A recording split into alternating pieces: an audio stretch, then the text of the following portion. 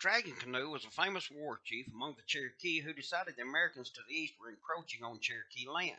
He attempted to organize all Native Americans into a single force against the colonies.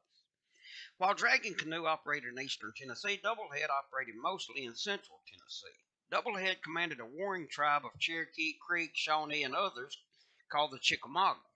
His chief lieutenants were his brother Pumpkin Boy, Captain Bob Benge, aka the Bench, and Major Ridge.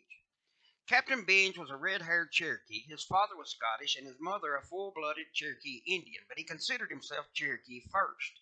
Native Americans always held their mother's brothers as teachers of how they should act. Unfortunately, Bob Benge followed his uncle Doublehead, and this would make him a fierce warrior. Chief Doublehead was the grandson of Emperor Moytoy and disliked the encroaching Americans. His father, Great Eagle, was Moytoy's son. Doublehead received his name because it was thought he had two different personalities. He may have been bipolar, or as Native American historian Butch Walker stated, he may have just been plain mean.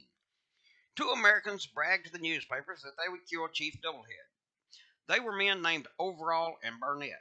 They came to Tennessee hoping to not meet the fearsome chief, but strolled right into an ambush he had laid. That night, he took their whiskey and became intoxicated.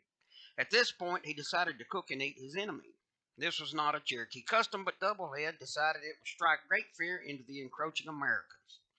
Chief Doublehead killed more men during his lifetime than anyone else during the same period, but he would not die as a result of white men. He would eventually be slain by his own people. Doublehead eventually became filled with greed. He and his ex-brother-in-law, James Vann, would become embroiled in a race to determine who could become the wealthiest. As Doublehead lived at the Muscle Shoals, Alabama, and controlled trade with the French in Louisiana, Vann realized the only way he could win was by having Doublehead killed. The story of the Longhunters are also told in the book, especially one of the most famous Longhunters of all time, Thomas Sharpe Spencer, otherwise known as Bigfoot. He stood about 6 feet 5 inches and weighed around 350 pounds. He would be considered an adventurer today, and he was also a loner. He spent a year living in a hollow tree while hunting near Nashville, Tennessee. A marker has been placed on the site where Spencer's tree stood. Unfortunately, Spencer would soon become embroiled in a battle with Chief Doublehead.